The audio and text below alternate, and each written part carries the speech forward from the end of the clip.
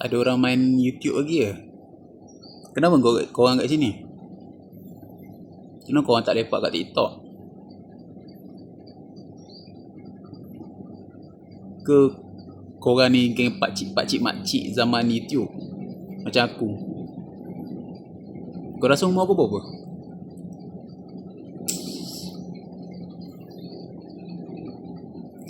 Aku tak tahu apa kau buat. Aku fikir nak upload dekat YouTube tadi, tapi aku tak ada idea konten apa. So aku tekan record. Aku tak tahu aku tengah buat apa. Tapi lepas aku rakam ni, aku cakap kat diri aku, lepas aku tekan record, tak kira apa yang aku borak, aku akan upload. Aku akan upload dekat YouTube.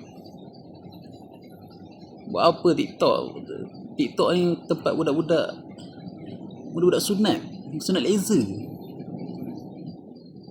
Kita yang dewasa matang ni patut lepak kat YouTube. Aku tak ada konten. Tapi yang kecam tu. Segan ni. Berapa minit lah? Oh, 9 minit. Ya Allah, aku ingat dah lama lah. Panas cuaca weh. Aku baru settle buat kerja ni. Ada kerja sikit. Datang sini rehat jap. Minum air. Mana orang jengka? Angkat tangan sikit. Aku tak nampak pun kalau korang angkat. Jengka, kau tahu jengka? Jengka ada Maidin, ada Rabbit Land, ada 7E. Dulu zaman aku sekolah dulu tak ada apa jengka. Kalau cikgu tanya Rahim dari mana? Dari jengka. Orang cakap jengka tak ada apa.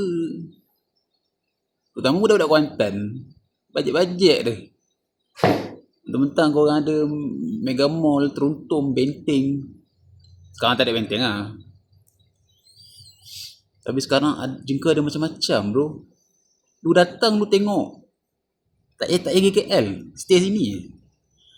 Berapa minit lah? Baru 2 minit 30 saat. Tapi ada kemungkinan besar aku tak upload video ni. Kalau upload aku rasa tak ada view, tak ada orang main YouTube. Itulah, ini bukan zaman Lokman Podolski.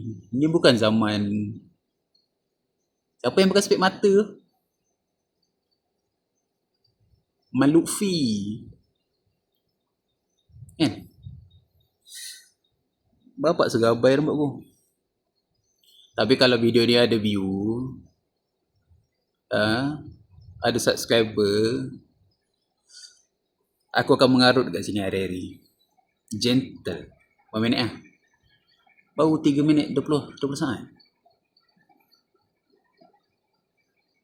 Babi, aku tengok muka aku pun nyampah. Aku tengok muka aku pun nyampah. Macam mana orang yang buat konten rakam muka sendiri lah.